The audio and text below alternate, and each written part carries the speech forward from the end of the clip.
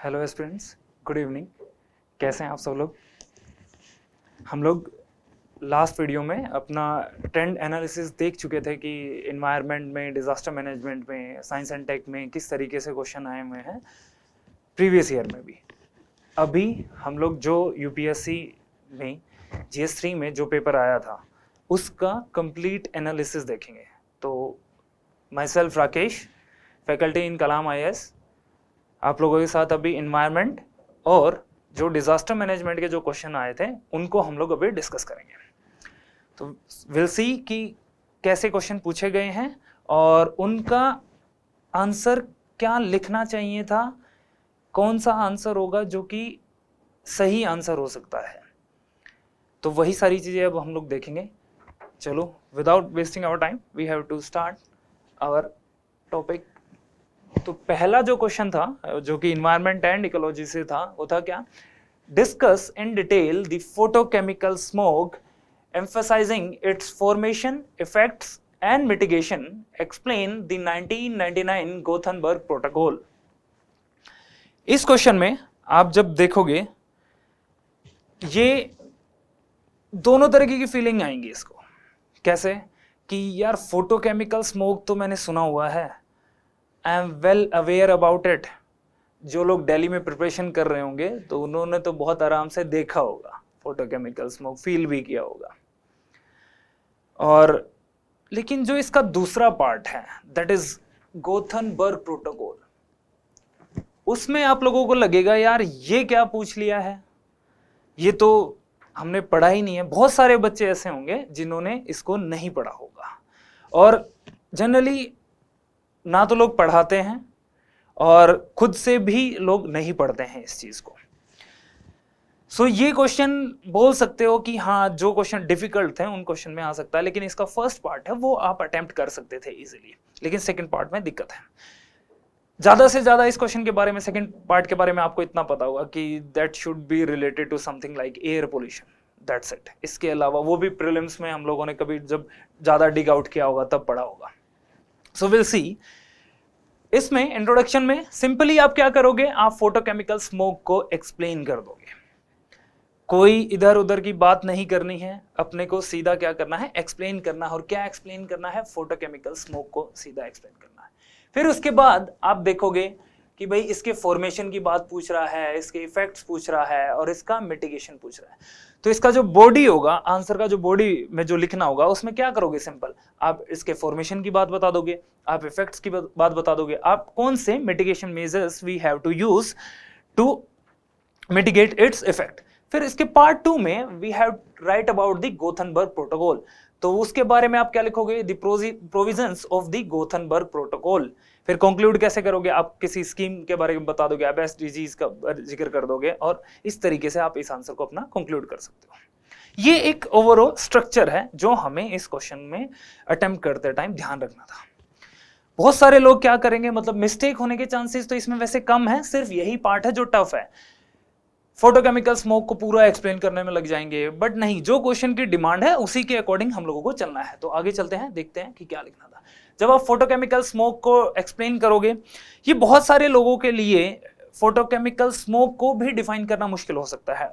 They may feel difficulty in this thing, but जिन लोगों को आता है वो तो बड़े आराम से इसको लिख देंगे। क्या लिखेंगे? सिंपल डेफिनेशन है कि जब nitrogen oxides plus volatile organic compounds, या मैं इनको देसी भाषा में अगर बोलूं तो different types of pollutants, basically इसमें क्या होता है, नाइट्रोजन के ऑक्साइड होते हैं और वोलेटाइल ऑर्गेनिक कंपाउंड्स होते हैं। ये जब दोनों सनलाइट के साथ इंटरेक्ट करते हैं तब जो प्रोडक्ट बनता है वो क्या होता है, फोटोकेमिकल स्मोक होता है। वो क्या होता है, फोटोकेमिकल स्मोक। ये इस फोटो में आप देख पा रहे हो, इस तरीके का दिल्ली में इन्वायरमेंट क्रिएट हो जाता है। Okay, basically it's kind of like hazy air दिखेगी, वेग सा एयर दिखेगा आपको ना, एक क्लियर इन्वायरमेंट नहीं होगा वहां पे, क्लियर वेदर भी नहीं दिख रहा होगा वहां पे। तो ये बनता कैसे है, simply that is created by the interaction of sunlight किसके साथ, certain chemicals like nitrogen oxides और वोलेटाइल ऑर्गेनिक कंपाउंड्स, वीओसी के नाम से जाना जाता है जिनको, वोलेटाइल ऑर्गेनिक कंपाउंड्स। आप सिंपली ये डिफाइन करके आप आगे बढ़ सकते थे। बट अगर मान लो बहुत सारे बच्चे ऐसे होंगे जिनको फोटोकेमिकल स्मोक में हो सकता है इशू आया हो, तो अपने को ये देखना है कि इसको कैसे सोचना था।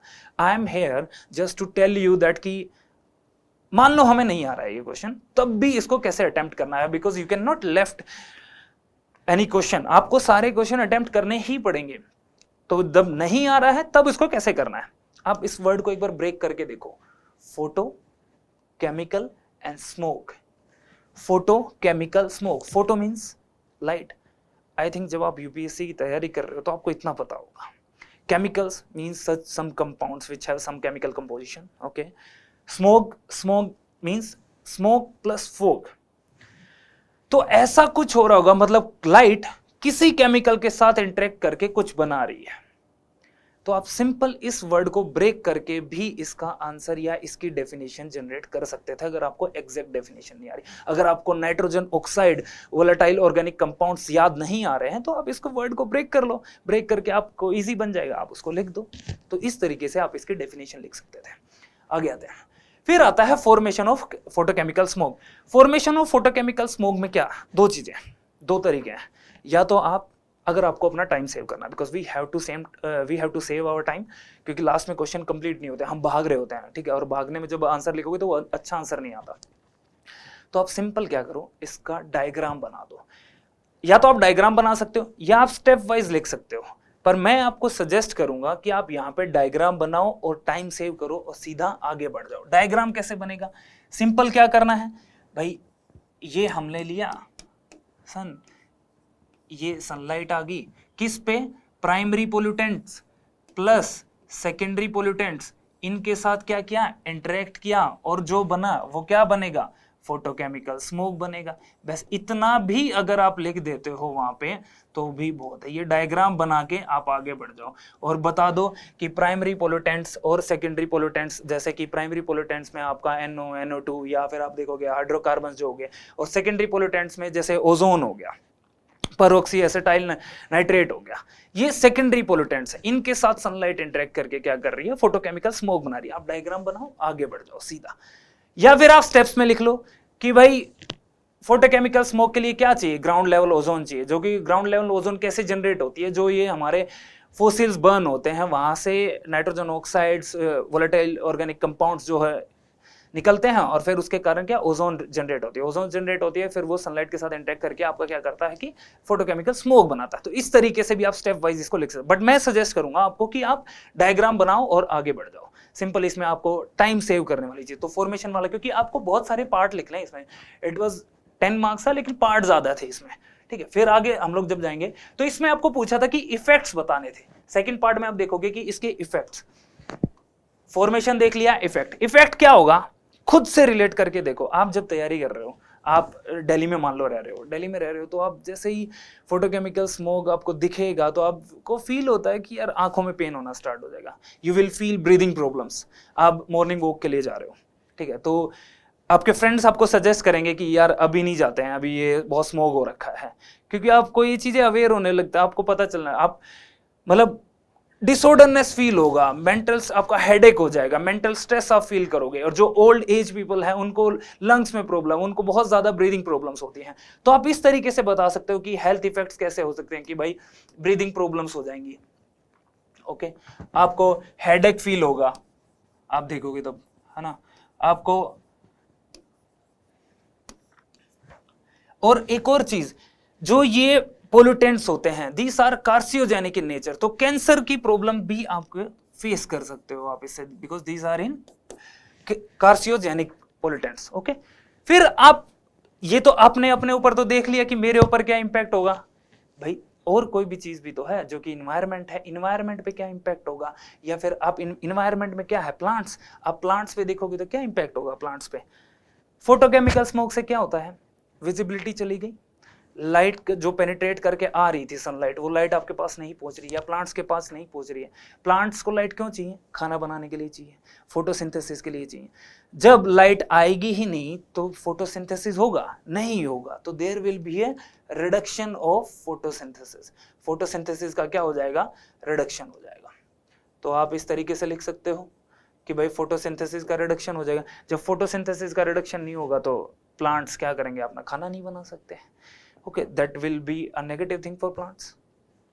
दूसरी चीज, बाय स्ट्रक्चर्स और बिल्डिंग्स पे फोटोकेमिकल स्मोक किस तरीके से इंपैक्ट कर सकता है। आप स्ट्रक्चर्स की जब बात करोगे तो जो ये इसमें जो पार्टिकुलेट्स होते हैं या जो पोल्यूटेंट्स होते हैं, they have ability to crack something or they have ability to crack rubber, they have to impact, like they have the ability to impact the structure in negative sense, they can make the textiles less stronger। और जो जो हम कपड़े पहनते हैं या फिर जो हमारी बिल्डिंग्स हैं, जो कंक्रीट है, उसको ये इंपैक्ट करती हैं। जब उसको इंपैक्ट करेंगी तो क्या उसका जो जैसे टेक्सटाइल, उसका टेंसाइल स्ट्रेंथ कमजोर हो जाएगा, कम हो जाएगा, ठीक है, उसका क्या हो जाएगा, आपका टेंसाइल स्ट्रेंथ कम हो जाएगा।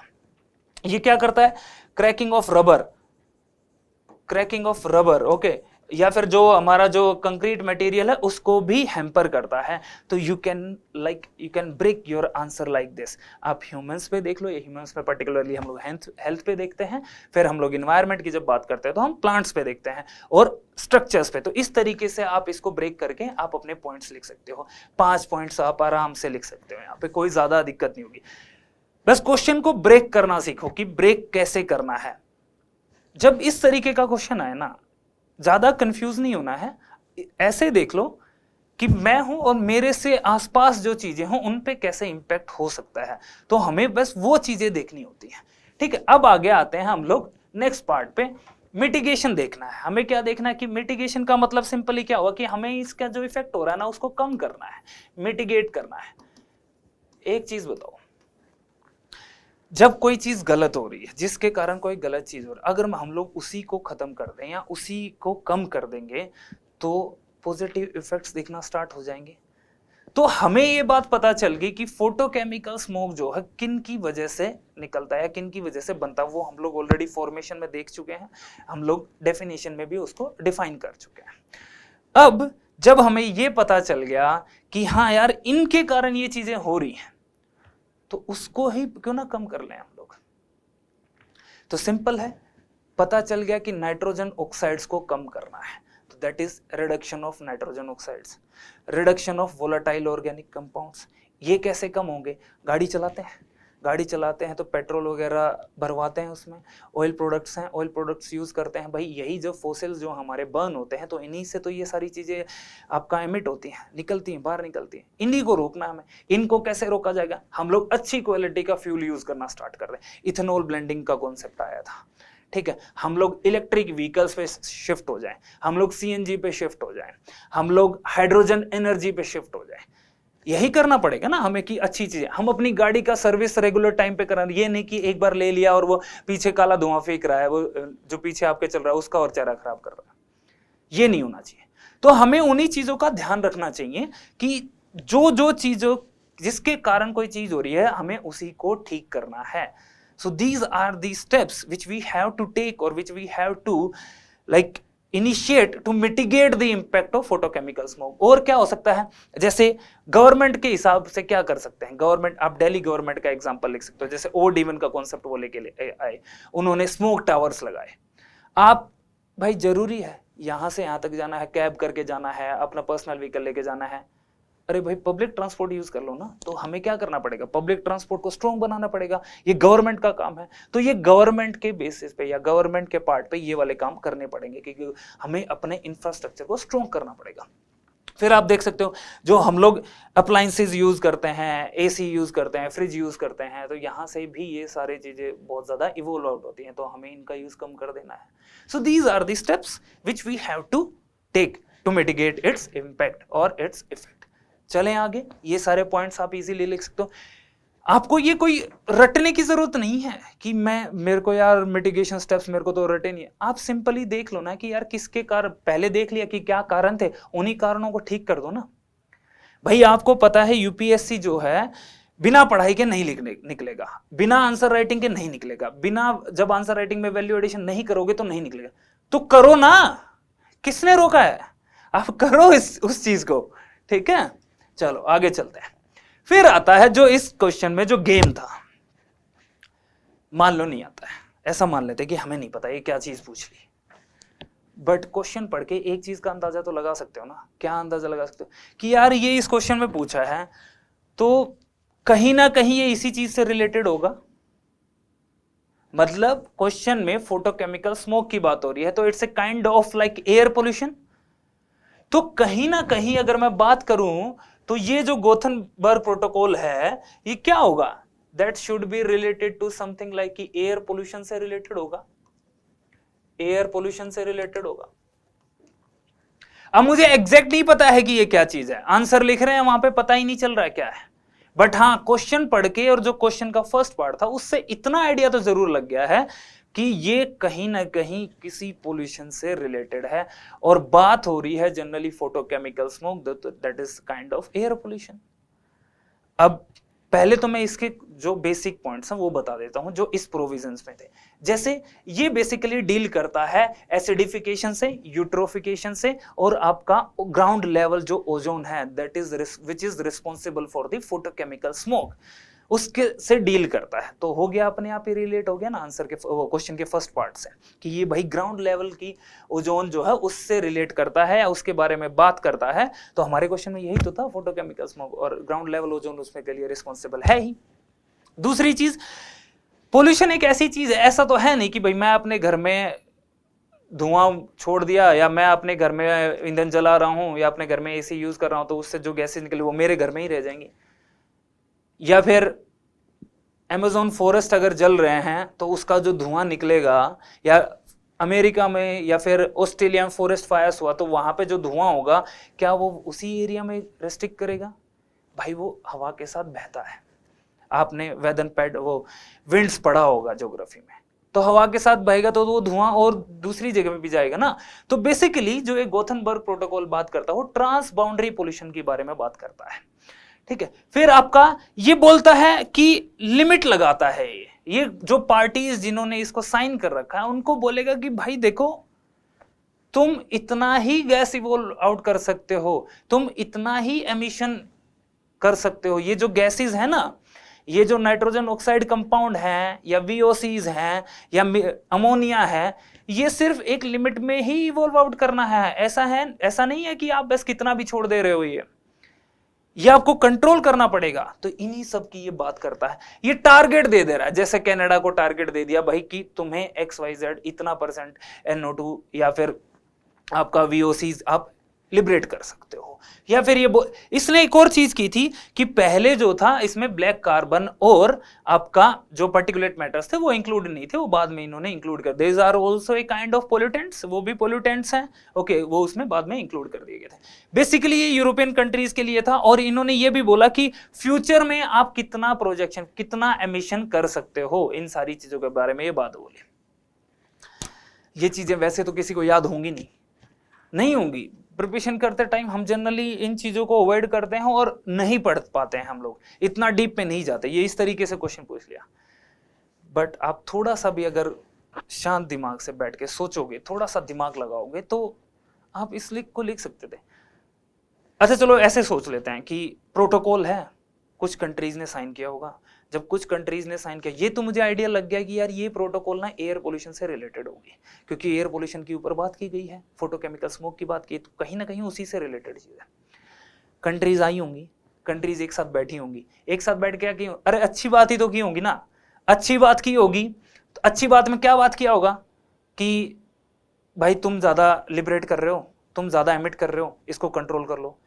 फिर गैसेस भी बताई होंगी कि कौन, ऐसा तो है नहीं कि सारी गैसेस के बारे में बात कर दिया होगा, नहीं, पर्टिकुलर गैसेस बताएंगे कि देखो ये वाली गैस जो है अमोनिया जो है तुम ज्यादा लिबरेट कर रहे हो, तुम्हारे यहाँ से ज्यादा लिबरेट हो रही है, तुम इस इंडस्ट्री में यूज कर रहे हो, तुम्हें इसको लिबरेट नहीं करना है, इसको एमिट नहीं करना है।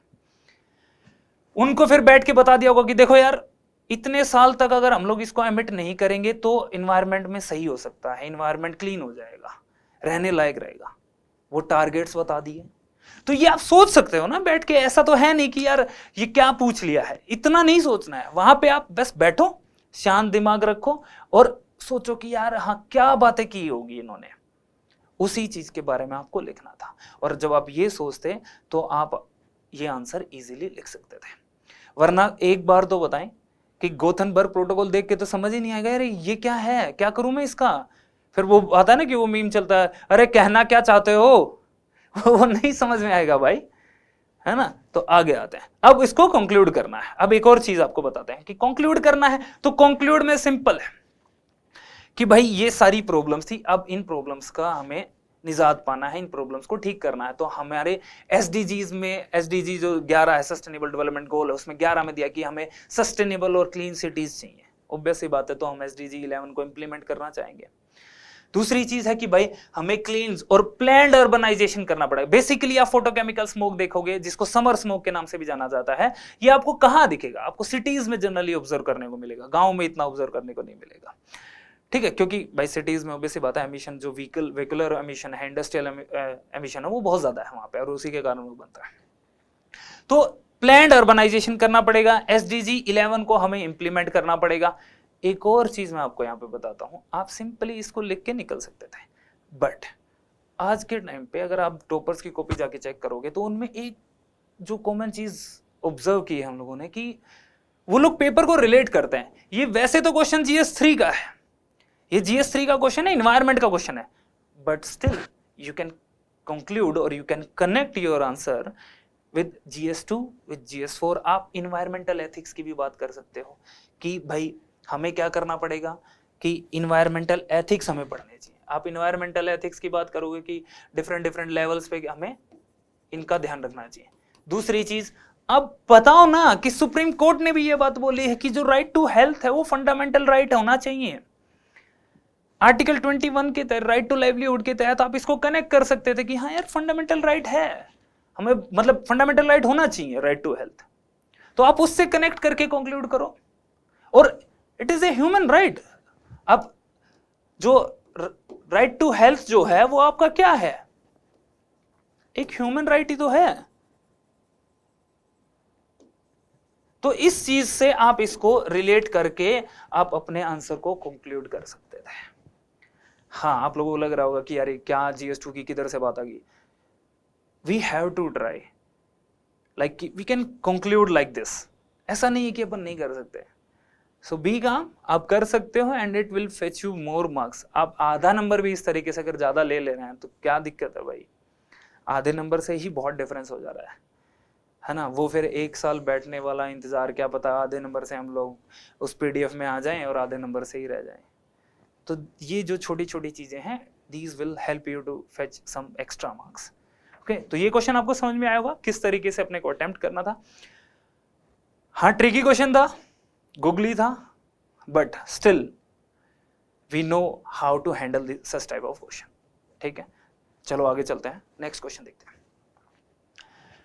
Discuss global warming and mention its effect. आपको ग्लोबल वार्मिंग को डिस्कस करना था, उसके इफेक्ट्स बताने थे ऑन दी ग्लोबल क्लाइमेट। इसको मैं मार्क कर दे रहा हूं, अभी इस पे डिस्कस करेंगे, देखना। एक्सप्लेन द कंट्रोल मेजर्स बताने थे भाई, to bring down the level of green house gases which causes global warming in the light of Kyoto protocol 1997। वैसे क्योटो प्रोटोकॉल 1997 को 25 ईयर्स हो गए थे, तो इसलिए भी ये इंपॉर्टेंट हो सकता है, तो पूछ इसलिए इस क्वेश्चन का। और ग्लोबल वार्मिंग तो वैसे भी बहुत हॉट टॉपिक रहता है हमेशा ही।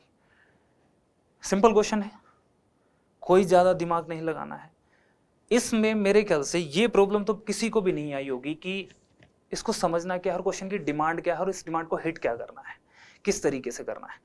बहुत इजीली क्वेश्चन की डिमांड समझ आ रही है ना, कि ग्लोबल वार्मिंग बोल रहा है, फिर बोल रहा है कि भाई इसके इफेक्ट्स बताओ। किस पे बताना है, किस पे बताना है? ग्लोबल क्लाइमेट पे बताना है। यही गेम है। पता क्या होगा कि जैसे ही हम लोग इफेक्ट्स देखेंगे ना, तो हमारे माइंड में वो एक चीज आती है कि यार political, social, environmental, historical, geographical, in आपका साइंस एंड टेक, ये सारे फैक्टर्स हमें एस्पेक्ट्स याद आ जाते हैं, और हम धड़ाधड़ उसका डायग्राम बना के लिख दिया, और फिर बैठ देंगे, अरे वाह मजा आ गया, आज तो लिख लिया एकदम सही तरीके से। ऐसा हो जाता है। But there is a big but in this, and what is that, कि भाई ग्लोबल क्लाइमेट की बात किया है ये, ग्लोबल क्लाइमेट पे इसका इंपैक्ट बताना था, ना कि पॉलिटिक पे आपका, इकोनॉमी पे आपका क्या इंपैक्ट है, आपका साइंस एंड टेक पे क्या इंपैक्ट है, ज्योग्राफी पे क्या इंपैक्ट है, या फिर अदर फैक्टर्स जो आप लोग जनरली एसए लिखते टाइम या एथिक्स लिखते टाइम या GS2 लिखते टाइम खास कर दो अब यूज करते हो, और डिफरेंट वर्ड्स बना रखे हैं हम लोगों ने।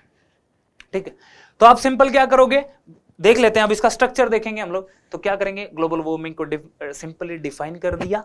अगर डिफाइन नहीं कर पाए हैं तो भाई अगर आपके पास कोई रिपोर्ट है, जैसे आईपीसीसी की रिपोर्ट है, 6 असेसमेंट रिपोर्ट आई है, उसके बारे में लिख दिया, ठीक है। इसके इम्पैक्ट्स के बारे में कि भाई पर्टिकुलरली किसी एक कोई डिजास्टर आया है या पर्टिकुलर ग्लोबल वार्मिंग के कारण कोई कहीं पे चीज हुई है, तो उसके बारे में हम लोगों ने लिख दिया। बॉडी में simple factors responsible for global warming, क्योंकि पूछा है, मतलब डिस्कस करना था हमको, तो डिस्कस में तो ऐसा तो है नहीं भाई कि खाली ग्लोबल वार्मिंग की डेफिनेशन इंट्रोडक्शन में दे दी, उसके बाद कोई पूछ ही नहीं रहे हैं अपन, नहीं, आप डिस्कस करो, डिस्कस में आप इसके फैक्टर्स के बारे में भी बताओ, 3-4 पॉइंट आप बताओ इसको यहाँ पे, फिर आप बताओ effects on the global climate, जो कि पूछा है, ठीक है। इसके बाद आता है कि कंट्रोल मेजर्स, कौन से control measures to bring down the level of green house gases, कि जो ग्रीन हाउस गैसेज हैं उनका लेवल डाउन करने के लिए हमें क्या क्या मेजर्स लेने चाहिए, जो कि क्योटो प्रोटोकॉल 1999 में मेंशन किए हुए हैं, उस तरीके से देखना था। फिर कंक्लूड कैसे करोगे भाई, कंक्लूड क्या करना है कि हमें ग्लोबल वार्मिंग से डील करना है, टैकल करना है, तो we have to take some global initiatives और लोकल इनिशिएटिव, और इंडिया किस तरीके से इसमें काम कर रहा है, तो आप इस तरीके से कोई भी स्कीम बता सकते थे, इंडियन गवर्नमेंट का कोई भी स्टेप देके आप इसको कंक्लूड कर सकते थे कि how Indian government is tackling और handling this global warming situation. Simple है, इस तरीके से इसको आप अटेम्प्ट कर सकते। एक बार देख लेते हैं क्या करना था। ओके, ग्लोबल वार्मिंग कुछ मत करना, सिंपली डिफाइन कर दो, ठीक है, डिफाइन करके आगे बढ़ो। भाई है क्या चीज, ग्लोबल वार्मिंग, मतलब जो वर्ल्ड का ग्रेजुअल टेम्परेचर जो बढ़ रहा है उसी को हम लोग ग्लोबल वार्मिंग बोलते हैं। तो आप उसको डिफाइन करके कि भाई gradual increase in the average temperature of the earth, और किसके कारण हो रहा है, ग्रीन हाउस गैसेज के कारण हो रहा है। आपने इंट्रोडक्शन दे दिया, डिफाइन कर दिया ग्लोबल वार्मिंग को, ग्रीन हाउस गैसेज के बारे में भी जिक्र कर दिया, बस बढ़िया हो गया। अब आगे चल लेते हैं, आगे आ जाओ। फिर पूछा था, मतलब डिस्कस करना था, तो फैक्टर्स बता दो कि कौन कौन से फैक्टर्स हैं जो कि रिस्पॉन्सिबल हैं आपका ग्लोबल वार्मिंग के लिए, ठीक है। तो फैक्टर्स तो आपको पता ही है, सिंपली सबसे पहला फैक्टर क्या है कि भाई जो ग्रीन हाउस गैसेज जो एमिट हो रही है, कहां से एमिट हो रही है भाई, हम लोग गाड़ियां चलाते हैं, फोसिल फ्यूल को बंद करते हैं, जो फोसिल फ्यूल बंद करता है तो क्या करता है, ग्रीन हाउस गैसेज एमिट करती हैं। तो आप इस तरीके से बता सकते हो। भाई इंडस्ट्रीज में जो सामान बनता है, कैसे, ऐसे तो है नहीं कैसे बन गया, जब इंडस्ट्रीज में सामान बनेगा, एनर्जी यूज होगी तो गैसेज प्रोड्यूस होती हैं, तो वो भी क्या, ग्रीन हाउस गैसेज। तो इंडस्ट्रियल एक्टिविटीज के कारण जो टॉक्सिक कंपाउंड जनरेट होते हैं। फिर एग्रीकल्चर एक्टिविटीज में जो फर्टिलाइजर्स यूज करते हैं, और बेसिकली हम लोग जो राइस का जो कल्टीवेशन करते हैं, तो वहां पे मीथेन रिलीज होता है, तो that is a green house gas. Okay, तो वहां बता सकते हैं। और अगर एग्रीकल्चर में और एक और देखें, तो देसी भाषा में देखें, तो जो जानवर होते हैं अपने, भैंस होगी, गाय होगी, ये सब क्या जुगाली करती हैं। ओके, जो जुगाली करते हैं तब भी क्या होता है, मीथेन लिबरेट होता है, ठीक है, वो भी आप एग्जांपल बता सकते हो। फिर आप, जब हम लोग फूड प्रोसेसिंग इंडस्ट्री में बात करें, तो जो मीट का प्रोडक्शन है, ओके, उसको साफ करने में, उसको काटने में, उसको मतलब सही बनाने में भी क्या होता है, मीथेन का रिलीज होता है, CO2 का रिलीज होता है। तो दैट इज क्या होगा, इससे भी ग्लोबल वार्मिंग है, because these are the green house gases. आप डिफोरेस्टेशन करोगे, आप क्लोरोफ्लोरोकार्बन्स का अप्लायंसेज में जो हम लोग यूज करते हैं, कि ये सब क्या है, क्लोरोफ्लोरोकार्बन्स हो गया, आपका हाइड्रोजन फ्लोरोक्लोरोकार्बन्स हो गया, ये सब ग्रीन हाउस गैसेज हैं, तो इनके कारण ग्लोबल वार्मिंग बढ़ेगी। तो आप ये 3 या 4 पॉइंट लिख के आप आगे बढ़ सकते थे, 4 पॉइंट लिखो, आगे बढ़ जाओ, ठीक है। ये फैक्टर्स हम लोगों ने बता दिए भाई। अब देखना था कि इफेक्ट देखो भाई, कि ग्लोबल क्लाइमेट पे, किस पे देखना था हमें, ग्लोबल क्लाइमेट पे इफेक्ट देखना था। तो ग्लोबल क्लाइमेट की जब हम बात करेंगे, तो सिंपल एक साइकिल बना लो, सोच लो, थोड़ा बैठो आराम से, रिलैक्स हो गए, कहां पे क्या क्या चीज हो रही है। एक बार अगर वर्ल्ड का मैप भी ध्यान आ जाएगा ना, ग्लोब ध्यान आ जाएगा ना, तो तुम्हें आराम से चीजें होने लगेंगी। एक साइकिल बना लो यार, ग्लोबल वार्मिंग हुआ, ग्लोबल वार्मिंग होने से क्या हुआ, टेम्परेचर बढ़ा, टेम्परेचर बढ़ने से, साइकिल बना लेते हैं इसका, टेम्परेचर बढ़ा, क्या हुआ, जो ग्लेशियर्स थे, जो फ्रोजन आइस, वो क्या होगी, मेल्ट होगी, वो पानी कहाँ जाएगा, सारा समंदर में जाएगा, तो सी लेवल राइज होगा, जो वाटर लेवल है सी का वो बढ़ेगा। वो जब बढ़ेगा तो जो आपका लो लाइंग कंट्रीज हैं या जो छोटे छोटे कॉन्टिनेंट्स हैं, उन पे इम्पैक्ट पड़ेगा। दूसरी चीज, जब ओशियन में इस तरीके से सी लेवल राइज होगा तो temperature difference, pressure difference change होंगे, ये चेंज होंगे तो जो वेदर फिनोमिनाज हैं वर्ल्ड में, या जो वेदर साइकिल है या वेदर पैटर्न है वो डिस्टर्ब होगा। तो कहीं पे साइक्लोन आएंगे, कहीं पे स्टॉर्म्स आ गया, कहीं पे फ्लैश फ्लड्स आ गया, ये सारी चीजें होंगी। जब ग्लोबल वार्मिंग होगी तो अभी तुम लोगों ने मतलब आप लोगों ने देखा होगा कहाँ पे, नॉर्थ इंडिया में खास करके बात करें तो हीट वेव्स चलती हैं। हीट वेव्स बेसिकली क्या होती हैं, जब आपका नॉर्मल टेम्परेचर से, मान लो जैसे आज हवा किसी पर्टिकुलर एक टेम्परेचर पे चल रही है, यहाँ पे बह रही है, तो अगर अगले 2 दिन लगातार 4 से 5 डिग्री सेल्सियस अगर ज्यादा हवा बह रही है नॉर्मल टेम्परेचर से, तो उसको हम लोग हीट वेव्स बोलते हैं। जनरली अपना यहाँ पे लू जो हीट वेव्स में कन्वर्ट हो जाती हैं नॉर्दर्न हेमिस्फीयर के, मतलब नॉर्दर्न इंडिया की अगर मैं बात करता हूँ। अभी आपने एक और एग्जांपल देखा होगा, बहुत सारे फोटो देखे होंगे कनाडा वाले, कनाडा के लोगों ने कभी इतनी गर्मी नहीं देखी थी। वो एसी, उनका तो एसी कोई काम नहीं था, वो गाड़ी में आके सो रहे थे, इतनी गर्मी हो गई। और वो कॉन्सेप्ट कौन सा था, हीट डोम का कॉन्सेप्ट था। तो वहां पे हीट डोम हुआ। ओके, फिर आप देखोगे जो हमारे जो वेदर पैटर्न्स हैं भाई, अगर ग्लोबल वार्मिंग होती है तो ग्लोबल वार्मिंग के कारण हमारा मानसून हुआ, एल नीनो हुआ, ला नीनो हुआ, ये सारे डिस्टर्ब होंगे, तो इन पे भी इंपैक्ट पड़ेगा। फिर आप जैसे जैसे ओशियन का टेम्परेचर बढ़ेगा, ओशियन सरफेस का टेम्परेचर, तो वहां पे एक चीज होती है कोरल रीफ्स, आप सबको पता होगा, बहुत छुई मुई सी है वो, थोड़ा सा भी टेम्परेचर चेंज हुआ वो खत्म हो जाती है, जिसको कोरल ब्लीचिंग बोलते हैं। तो कोरल ब्लीचिंग हो जाएगा। जब कोरल ब्लीचिंग हो जाएगी तो वहां पे जो बायोडाइवर्सिटी होगी, क्या जिंदा रह पाएगी, नहीं रह पाएगी, तो वो इम्पैक्ट पड़ेगा। फिर आप देख सकते हो कि जैसे जैसे अगर ग्लोबल वार्मिंग बढ़ी, टेम्परेचर बढ़ा, तो कुछ जो लेक्स हैं वो ड्राई हो जाएंगे। जैसे लेक चैड है अफ्रीका में, ड्राई हो गया, ठीक है। लेक अराल भी ड्राई हो रहा है। खैर उसके तो ह्यूमन एंथ्रोपोजेनिक फैक्टर्स भी हैं, बट हाँ ग्लोबल वार्मिंग भी कहीं ना कहीं इन फैक्टर्स है जो कि ये जो वाटर बॉडी सूख रही है इन पे इम्पैक्ट पड़ेगा। तो ये आप ओवरऑल देखो, एक पिक्चर सा बन जाता है कि हाँ यार कैसे टेम्परेचर बढ़ा और किस तरीके से आइस मेल्ट हुआ, वाटर ओशन में आया, ओशन लेवल राइज हुआ, वाटर लेवल राइज हुआ, ठीक है। वहां से फिर वहां का जो ओशन का जो बायोडाइवर्सिटी था उस पर इम्पैक्ट पड़ा उसका टेम्परेचर चेंज होने के कारण। फिर हम लोग देखते हैं कि वेदर पैटर्न्स डिस्टर्ब हो गए पूरे वर्ल्ड में, कहीं पे कोई फ्रीक्वेंट एक्टिविटी स्टार्ट होगी, जैसे कि लाइक साइक्लोन्स आने लग गए ज्यादा। अभी आप जैसे उस दिन भी हम लोगों ने बात किया था कि अरेबियन सी में साइक्लोन की फ्रीक्वेंसी बढ़ गई है। तो ये सारे फैक्टर्स या ये सारी चीजें आप इजीली ऑब्जर्व कर सकते हो। तो ये आप इफेक्ट बताओगे ग्लोबल क्लाइमेट पे। आप ऐसा नहीं कि इफेक्ट सुनते ही और अपना क्वेश्चन ब्रेक कर दिया और खट खट कर दिया भैया कि ये तो आ गया अपने को। तो थोड़ा सा टाइम दो, सोचो ध्यान से और इजीली आप उसको कर सकते हो। तो these are the effects. I think ये सारे आपको क्लियर होंगे, आपने अटेम्प्ट भी किए होंगे। आगे देख लेते हैं। अब हमको कंट्रोल मेजर्स देखने थे। क्या करना था कि to bring down the level of green house gases, और वो भी किस तरीके से, जो क्योटो प्रोटोकॉल में हमारे मेंशन थे। तो क्योटो प्रोटोकॉल बेसिकली क्या था, एक प्रोटोकॉल था जो कि किसके लिए था, ग्रीन हाउस गैसेज का रिडक्शन कम करने, मतलब रिडक्शन करने के लिए, कम करने के लिए, उनका एमिशन कम करने के लिए। तो उन्होंने 3 प्रोसीजर्स बताए या 3 प्रोसेस बताए, जिन तरीके से क्या किया कि भाई डिफरेंट कंट्रीज ने स्टेप्स लिए ताकि ग्रीन हाउस गैसेज को रोका जा सके, उनका एमिशन जो है वो रोका जा सके। किस तरीके से किया, देखो उन्होंने बनाया क्लीन डेवलपमेंट मैकेनिज्म, जो कि ये मार्केट बेस्ड मैकेनिज्म्स बनाए उन्होंने, और इन्होंने 6 ग्रीन हाउस गैसेज को इंक्लूड किया, ठीक है आपका, जिसमें कार्बन डाइऑक्साइड हो गया, मीथेन हो गया, नाइट्रस ऑक्साइड हो गया, परफ्लोरोकार्बन्स हो गया, हाइड्रोफ्लोरोकार्बन्स हो गया, सल्फर हेक्साफ्लोराइड हो गया। तो ये 6 ग्रीन हाउस गैसेज थी जो इन्होंने इंक्लूड की थी।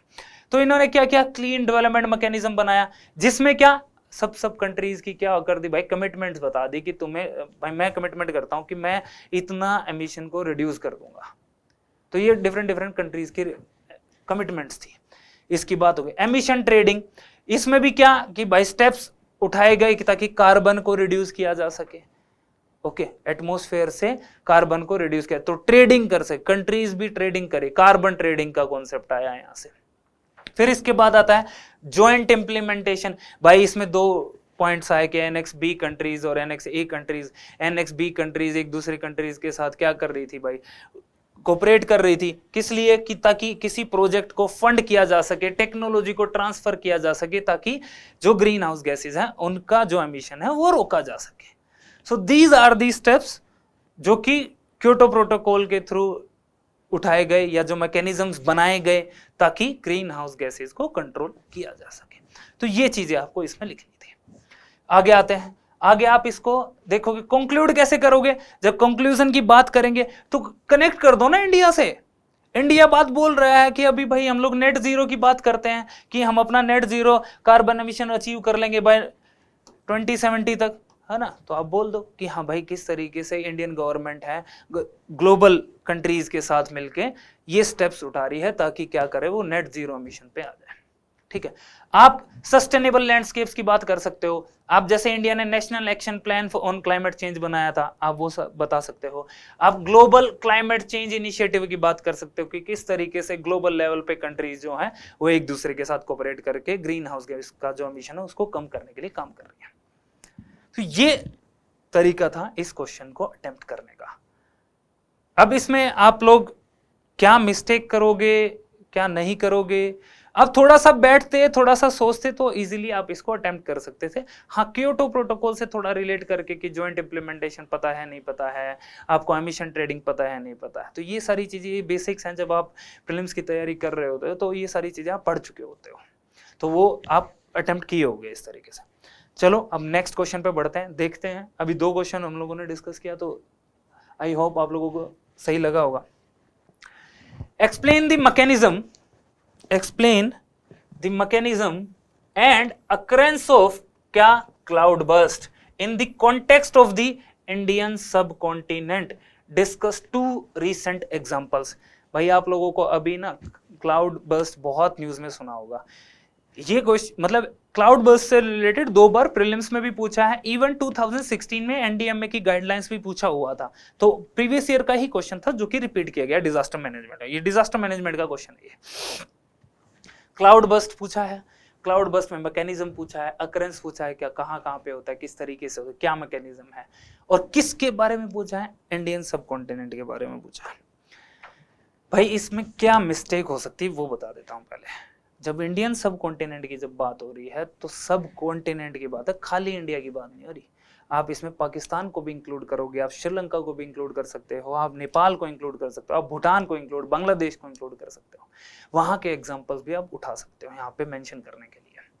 आप खाली अपने आप को कन्फाइन मत करो कि बस इंडिया तक की ही बात कर रहा है, कि उत्तराखंड ही आपको माइंड में आएगा, हिमाचल प्रदेश माइंड में आ गया, आपको शिमला माइंड में आ गया, लद्दाख माइंड में आ गया। नहीं, ऐसा नहीं होगा। आपको इंडियन सब कॉन्टिनेंट की बात करनी पड़ेगी।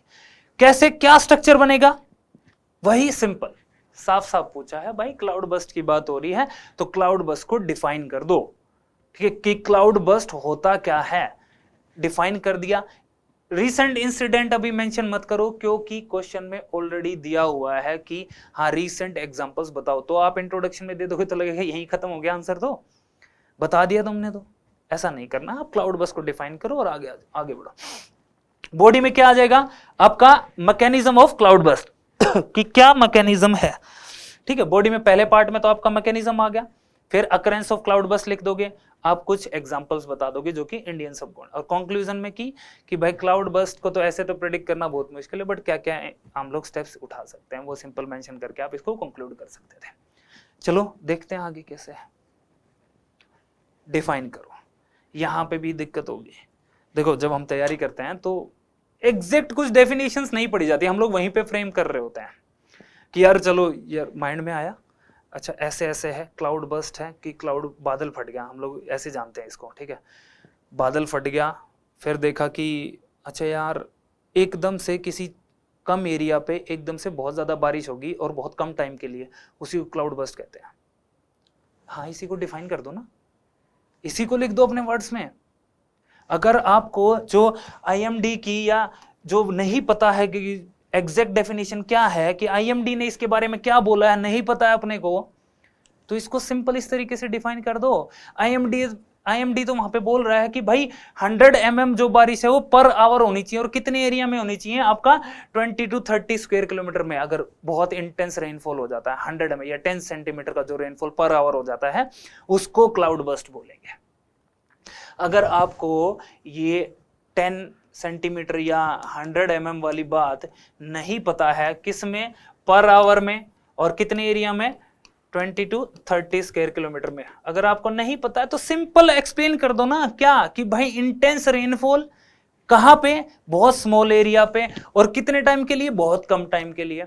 इस तरीके से आप इसको एक्सप्लेन करके आप सिंपल एक लाइन में, 2 लाइन में आप इसका इंट्रोडक्शन करके आप आगे बढ़ सकते थे। देखो कंफ्यूजन होता है यहाँ पे कि यार क्या लिखूंगा यार मैं यहाँ पे, क्लाउड बस्ट को कैसे डिफाइन, बस इतना पता है मेरे को तो कि यार कि बादल फट गया।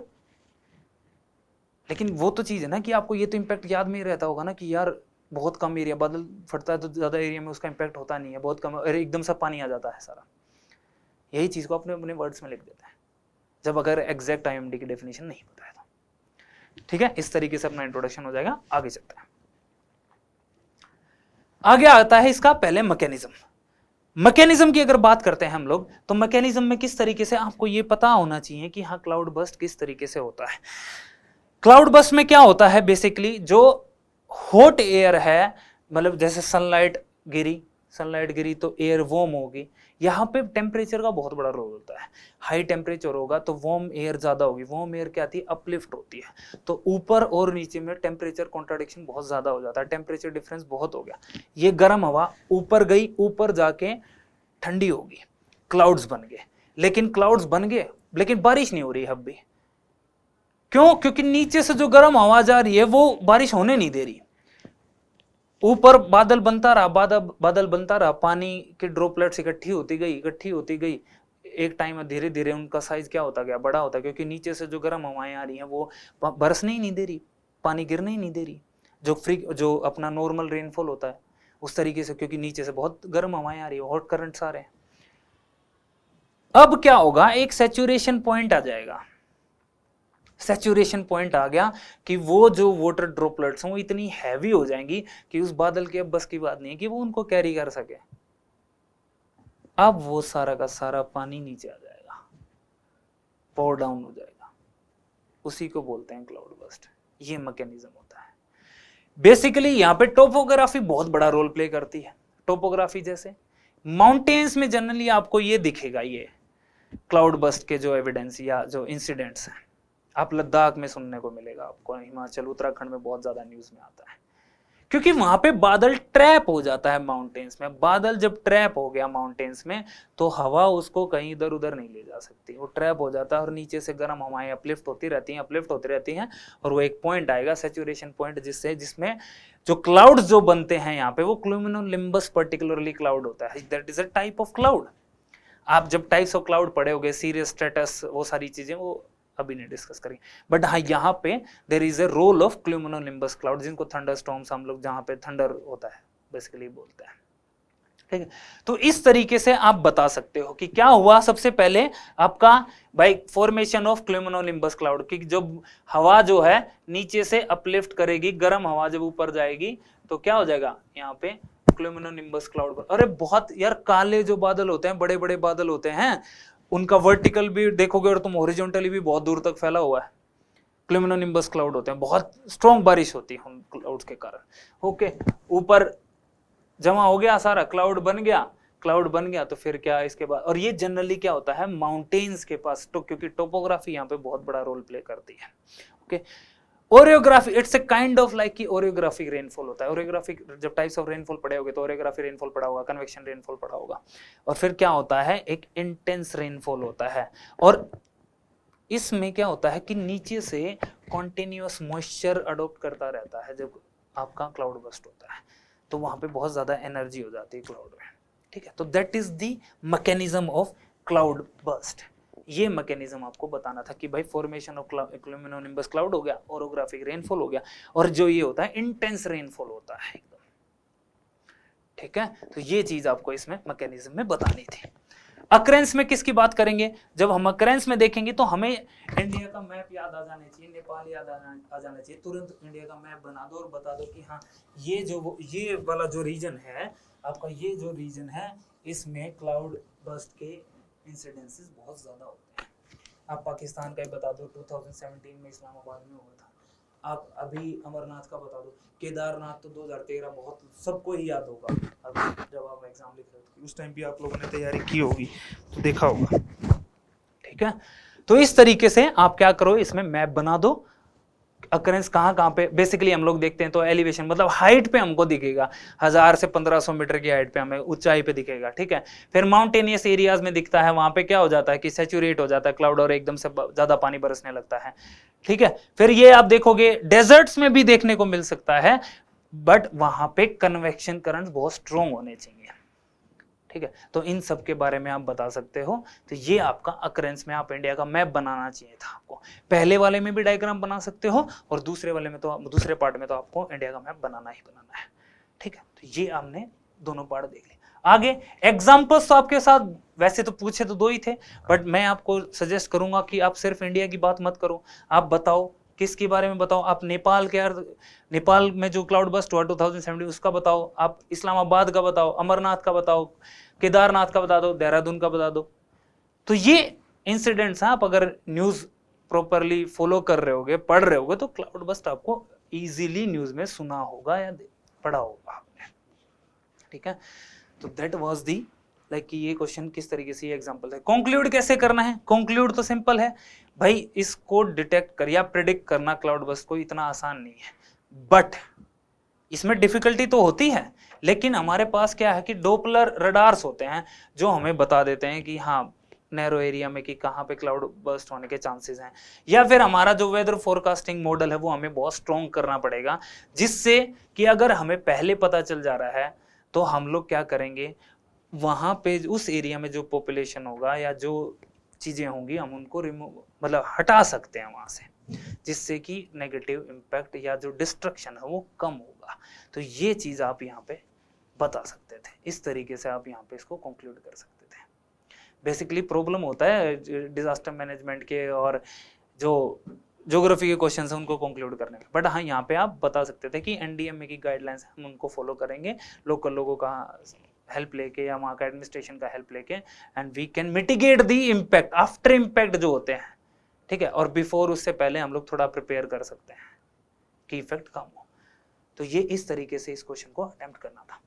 नेक्स्ट क्वेश्चन पे आ जाते हैं भाई। अब explain the causes and effects of coastal erosion in India, what are the available coastal management techniques for combating the hazard.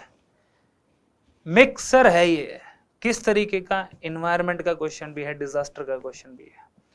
बहुत जगह देखोगे आप डिजास्टर में भी पढ़ा दिया गया होगा, आप एनवायरनमेंट में पढ़ा दिया गया होगा, पर ठीक है अपन देखते हैं दोनों चीजें। ऑब्वियस सी बात है, अभी यूपीएससी क्या करने लगा, इंटरमिक्स करने लगा है क्वेश्चंस को, तो उसी तरीके से देख लेते हैं अपना क्या देता है भाई, ठीक है।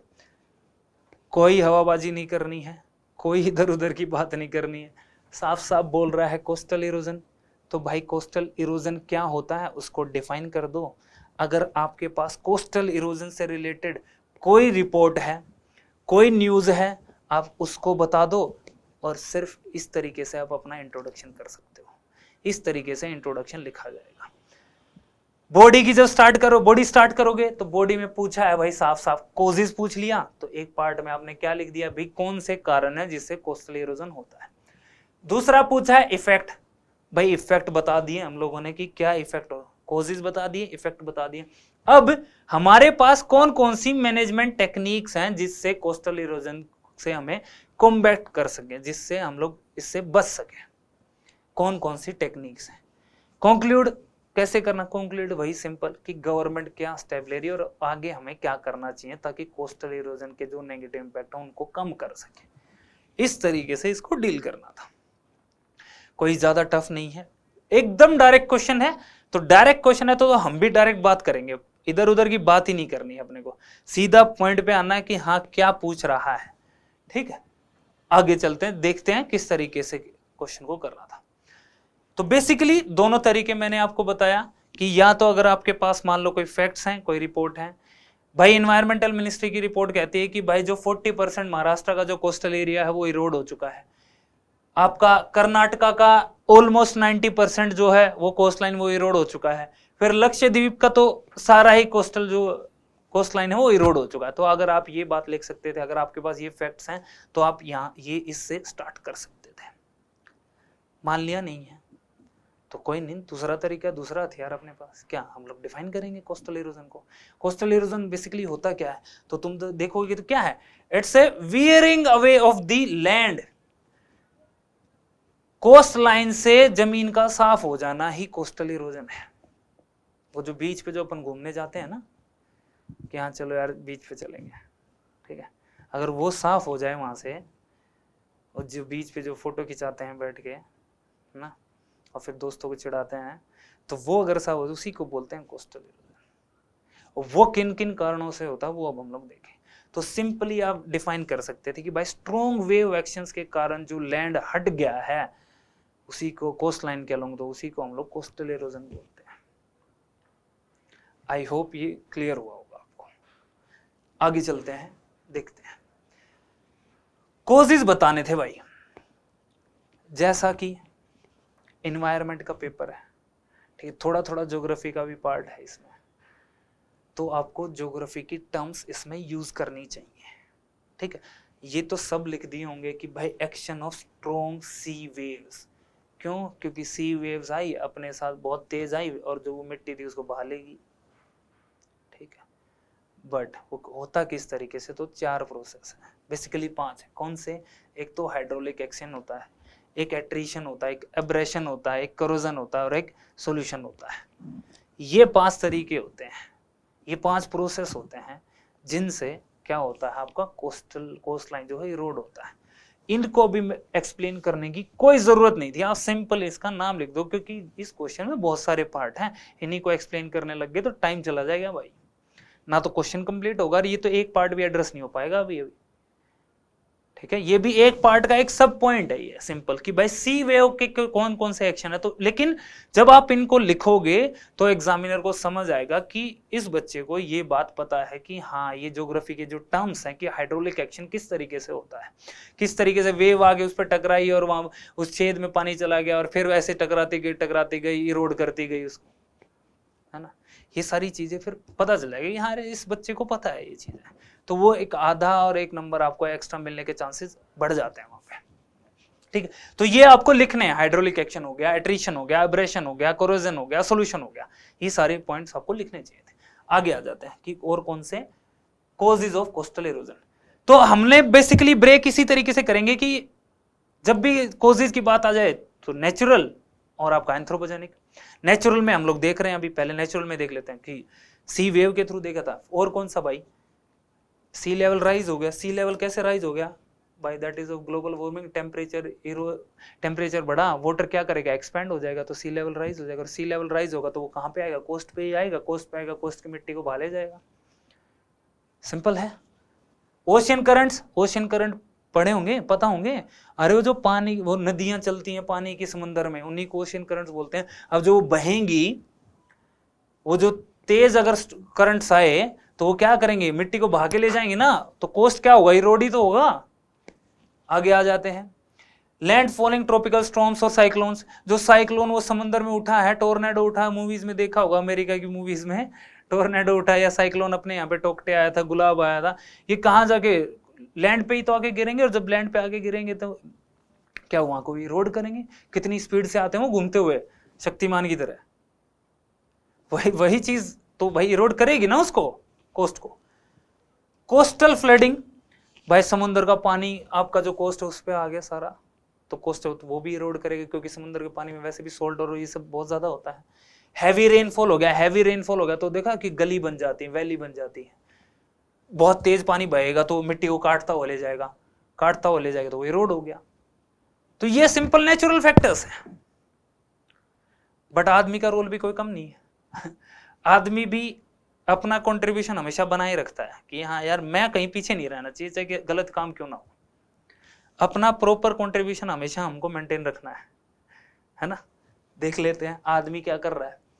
आदमी क्या कर रहा है भाई, किसी भी कोस्ट को, मतलब कोस्ट पे क्या होनी चाहिए, मिट्टी होनी चाहिए, कोस्ट लाइन सेटअप होने के लिए मिट्टी होनी चाहिए। मिट्टी कहां से आती है, रिवर्स से, रिवर्स अपने साथ सेडिमेंट्स लेके आती है, यहाँ पे आके डिपॉजिट कर दिया, कोस्ट लाइन बन गई। लेकिन हम क्या करते हैं, अपन ने डैम बना दिया, ऊपर डैम बना दी, मिट्टी आ ही नहीं सकती, सेडिमेंटेशन हो ही नहीं सकता, डैम पे वहीं पे मिट्टी जमा होगी, सेडिमेंट्स आए नहीं, बीच पे मिट्टी जमी नहीं, कोस्ट लाइन डेवलप नहीं हुई। क्लियर। दूसरी चीज, रिवर जो मिट्टी लाती है, रिवर का जो बेड है या रिवर का जो सरफेस है, उससे हम लोगों ने क्या कर लिया, देखा होगा आप लोगों ने, ये जो नदी किनारे से मिट्टी उठाते हैं लोग, मिट्टी उठा ले, ट्रोली भर भर के ले आते हैं लोग, वहां से सारी मिट्टी उठा लाए, तो मिट्टी कहाँ पहुंचेगी भाई, कोस्ट लाइन पे नहीं पहुंचेगी। दूसरी चीज आप देखोगे, हम लोग क्या कर देते हैं, कोरल माइनिंग कर ली हम लोग। कोरल्स क्या होते हैं, कोरल्स क्या है कि एक तरीके का प्रोटेक्शन है, जैसे मैंग्रोव्स है, जो वेव्स आती हैं तो वे मैंग्रोव से टकरा के वेव्स टूट जाती हैं, ब्रेक हो जाती हैं, वेव्स में उतना स्ट्रेंथ नहीं रह पाता, जब उतना स्ट्रेंथ नहीं रह पाएगा तो कोस्ट को इरोड कर पाएगा, वो नहीं कर पाएगा। सेम कम कोरल्स करती हैं, लेकिन कोरल्स की तो माइनिंग कर ली हम लोगों ने, क्योंकि वहां पे बहुत सारे आपके मिनरल्स मिलते हैं और उनमें ऐसे केमिकल्स होते हैं जो हम लोग ड्रग्स बनाने के लिए यूज कर, मेडिसिन बनाने के लिए यूज करते हैं। तो हम लोग तो आदमी हैं, हम लोगों की तो भूख कभी मरती नहीं ना भाई, निकाल लिया सारा। ऐसे ही मैंग्रोव्स को काट दिया, अब काट दिया तो पानी आएगा ना, वो अब जो पानी आएगा तो कोस्ट को इरोड करेगा, ये चीज तो ध्यान रखनी पड़ेगी ना अपने को। ये हम लोगों ने देख लिया। और क्या, एक वो मैं बताया था अभी बीच वाला, अपने को सेल्फी अपलोड करनी है, अपने को फोटो अपलोड करना है व्हाट्सएप पे, इंस्टा पे, तो घूमने जाते हैं, घूमने कहाँ जाते हो भाई, बीचेस पे जब जाते हो तो वहां पे जो रेस्टोरेंट हैं, वहां पे जो होटल्स बन गए हैं, वहां पे जो बिल्डिंग्स बन गई हैं, उनके कारण भी तो इरोड होता है। आप नेचर के अगेंस्ट काम कर रहे हो, ठीक है। So these are the factors which are contributed by the humans only, anthropogenic factors which leads to the erosion of the coast, ये कोस्ट लाइन का जो इरोजन में कंट्रीब्यूशन है इनका, भाई ना, आदमी का कंट्रीब्यूशन कम नहीं होना चाहिए। अच्छा आप देख लो भाई, इफेक्ट क्या होगा, इफेक्ट की बात करो ना, जब पहले दूसरे पे देख लिया और क्या इफेक्ट होता है, अपने पे तो होगा ही, सिंपल सी बात है। तो इफेक्ट हम लोग जहां से चीजें ज्यादा इंपैक्ट हो, जैसे मरीन लाइफ है, मरीन लाइफ पे बहुत ज्यादा इंपैक्ट होगा। कोस्ट के पास जो बायोडाइवर्सिटी है वो सारी बायोडाइवर्सिटी खत्म हो जाएगी। कोरल ब्लीचिंग होगा, अब जो ग्रेट बैरियर रीफ है ऑस्ट्रेलिया में, कोरल ब्लीचिंग हो रहा है वहां पे बहुत ज्यादा, ठीक है। वहां की एक्विटी, वहां की मछलियां, जब कोरल ब्लीचिंग हुए तो वहां की मछलियां मर जाएंगी, ठीक है। फिर आप देखोगे कुट्टानाड़ का एग्जांपल आप लोगों ने पढ़ा हो, कुट्टानाड़ में जो चावल उगाते हैं, सी लेवल, बिलो सी लेवल राइस उगाई जाती है। अगर कोस्ट इरोड हो जाएंगे तो वहां पे अब एग्रीकल्चर इंपैक्ट होगा, ठीक है, फिशिंग इंपैक्ट हो जाएगी लोगों की, ठीक है। आप देखोगे कि जो कोस्ट अगर इरोड हो गया, कोस्ट के ऊपर तुमने बना रखी है प्रॉपर्टी, वो होटल्स बना रखे हैं, वो रेस्टोरेंट बना रखे हैं, वो बार बना रखे हैं, पब बना रखे हैं, जब वहां की वो मिट्टी लूज हो जाएगी तो वो पानी के साथ वो भी बहा ले जाएगा। जब पानी आएगा ना, बारिश का पानी या साइक्लोन आएगा, तो वो सब भी बहा ले जाएगा। फिर आप देखोगे इन चीजों के कारण ना जो लोग वहां पे रह रहे होते हैं उनको बहुत इफेक्ट होता है। हम लोग तो गए 2 दिन मजे ले लिए, घूम के आ गए, ठीक है, लेकिन वो जो लोग रह रहे होते हैं, अगर कोस्ट इरोड हो गए तो वहां पे जो लोग रह रहे थे उनको मूव करना पड़ेगा, जिनको हम लोग क्लाइमेट रिफ्यूजीज बोलते हैं। और क्लाइमेट रिफ्यूजीज बढ़ेंगे, ये लोग यहाँ से उठ के किसी दूसरी जगह जाएंगे, दूसरी जगह चले गए तो वहां पे तो वही लड़ाई है ना भाई ऑलरेडी, कि ये तो बाहर के लोग हैं, इनको कैसे दे देंगे, तो वहां पे फिर वो पॉलिटिकल डिस्टर्बेंस वो क्रिएट हो जाता है। स्टेट्स में लड़ाई, भाई तुम्हारी स्टेट्स के लोग हमारे यहाँ आ गए, तुम्हारी कंट्री के लोग हमारे यहाँ आ गए, ये इंपैक्ट होना शुरू हो जाएगा। समझ रहे हो ना मैं क्या कहना चाह रहा हूँ, इस तरीके से आपको ये अटेम्प्ट करना था। फिर जो हम लोगों ने जो पोर्ट्स बना दिए हैं, कोस्ट कहाँ बने, कोस्ट पे ही तो बने हैं ना पोर्ट अगर खराब हो गए, डिस्टर्ब हो गए, ब्रेक हो गए, तो हमारा जो ट्रेड नहीं हो पाए। कहाँ से मोस्टली जो हमारा ट्रेड होता है वो पोर्ट्स के थ्रू होता है, सी ओशियंस के थ्रू होता है, तो वो हैम्पर करेगा, वो इंपैक्ट करेगा। तो these are the effects of coastal erosion. Okay, energy down हो रही है क्या, कोई नहीं, फिनिश करते हैं इसको अभी थोड़ी देर को, ठीक है। कौन कौन सी, अब यार इरोड हो गया, बचा तो लें, कौन सी टेक्निक तो लगा लो, कौन सी टेक्निक जो हम लगाएंगे जिससे कोस्टल इरोजन को बचाया जा सके। मुंबई में एक फोटो देखा हुआ तुम लोगों ने कि कपल्स बैठे रहते हैं, बहुत सारे गाने भी शूट हुए हैं, वो ट्रायंगुलर से ऐसे नहीं पड़े रहते हैं, कोस्ट पे आपने देखा होगा ऐसे पत्थर पड़े रहते हैं। ये पत्थर क्यों डाल दिए जाते पता है? कि भाई वेव्स आएंगी, वेव्स इनसे टकरा के लूज हो जाएंगी, ब्रेक हो जाएंगी और उनका इंपैक्ट कम होगा कोस्ट पे। ठीक है, तो दीज आर द टेक्निक्स। जैसे हम लोग सी वॉल बना दी, जैसे ये है सी वॉल, ये बना दी भाई, कोस्ट आके यहीं पे टकर, मतलब ये जो वेव्स आएंगी यहीं पे टकरा जाएंगी और यहाँ की जो मिट्टी होगी इसको नहीं काट पाएंगी। वो जो प्रोसेसेस थे हाइड्रोलिक एक्शन और एब्रेशन वो सब नहीं हो पाएंगे यहाँ पे। दूसरा, हमने मैंग्रोव्स को काट दिया था, दिक्कत हो रही थी ना, उसको उगा दो भाई, वेजिटेशन कर दो, वहां पे सी ग्रास उगा दो, मैंग्रोव्स उगा दो, वो अपने आप ना वेव्स को रोक लेंगे। तो ये चीज कर सकते हैं हम लोग। फिर ग्रोइंस और अदर हार्ड स्ट्रक्चर्स, जैसे ये बड़े बड़े पत्थर डाल दिए, वेव्स आगे टकरा गई, वेव्स की एनर्जी लूज होगी, वहीं पे इंपैक्ट कम हो जाएगा। इनको ग्रोइंस बोलते हैं। फिर आप ब्रेक वाटर्स या जेटीज, जेटीज क्या होती हैं? बहुत लंबे से स्ट्रक्चर बना दिए, पानी उसी के अंदर आ जाएगा और वापस चला जाएगा, तो जेटीज बना दिया आपने, ब्रेक वाटर्स बना दिए। जियो टेक्सटाइल आपने इंस्टॉल कर दिया। जियो टेक्सटाइल इंस्टॉल क्या कर दिया? कोस्ट है, कोस्ट के ऊपर तिरपाल बिछा दिया। अपनी देसी लैंग्वेज में बता देता हूँ, तिरपाल तो पता होगा, हमारे यहाँ पे पल्लड़ बोलते हैं उसको, पल्लड़ बिछा दिया, मिट्टी बहेगी नहीं। तो जियो टेक्सटाइल आप इंस्टॉल कर दो, ये इस तरीके से देखो, ये तिरपाल ही बिछा रहे हैं भाई, बिछा दो, मिट्टी नहीं कटेगी ना, बारिश से आगे ऊपर चला जाएगा पानी, मिट्टी को थोड़ी काटेगा। तो these are the techniques which we can use to avoid the coastal erosion. Okay, चलो, ये आई होप ये आपको क्लियर होगा। और ये इसमें सोच सकते हो आप अपना, मतलब खुद से थोड़ा सा रिलेट करके देखो यार, कि जैसे खेत वेत में पानी दिए होगे, खेत वेत में जाके देखा होगा कि हाँ किस तरीके से पानी काट देता है, वो जो डांड बनाते हैं अपन, उसको किस तरीके से काटता है पानी, है ना? उस तरीके से सोच लो यार थोड़ा सा आप, मतलब अपनी प्रैक्टिकल लाइफ से सोचो, अपने आप आंसर निकल के आ जाए कि हाँ इसको कैसे बचाया जा सकता है। ओके, चलो आगे देखते हैं। कंक्लूड कैसे करना है? कंक्लूड भाई, कंक्लूड तो सरकार कराती है ना। सरकार क्या लेके आ रही है? कोस्टल रेगुलेशन जोन ले आई, कि भाई उन्होंने रेगुलेट कर दिया चीज़ों को कि कितने एरिया में आप जा सकते हो, कितना एरिया में आप कंस्ट्रक्शन कर सकते हो, कौन सी कंस्ट्रक्शन कर सकते हो। ओके, भी चीज़ को क्लियर कराया गया। तो ये स्टेप्स लिए, मरीन प्रोटेक्टेड एरियाज बनवा दिए कि भाई यहाँ पे ये बहुत सेंसिटिव है, बायोडाइवर्सिटी ज़्यादा है, आप यहाँ पे एंटर नहीं कर सकते, जिससे वहाँ पर हम लोग बेटर सेटलमेंट कर दी कोस्टल एरियाज के along. Okay, so these are the effects, sorry these are the ways through which we can conclude our answer, or which we can like save our coast or reduce our coastal erosion. तो ये तरीके थे, इस तरीके से आप इन answers को attempt कर सकते थे। आई होप आप सबको समझ आया होगा। okay. देखो बहुत सारे क्वेश्चंस ऐसे दिखेंगे, बहुत सारे तो नहीं बोलूंगा, मतलब 2-3 क्वेश्चन अब ऐसे आएंगे कि जो समझ नहीं आना है भाई, बिल्कुल नहीं आना है। लेकिन उसके पीछे ऐसा नहीं करना कि दिमाग खराब कर लिया। इजी क्वेश्चन भी आ रहे हैं भाई, वो एक के चक्कर में इनको खो बैठते हैं हम लोग।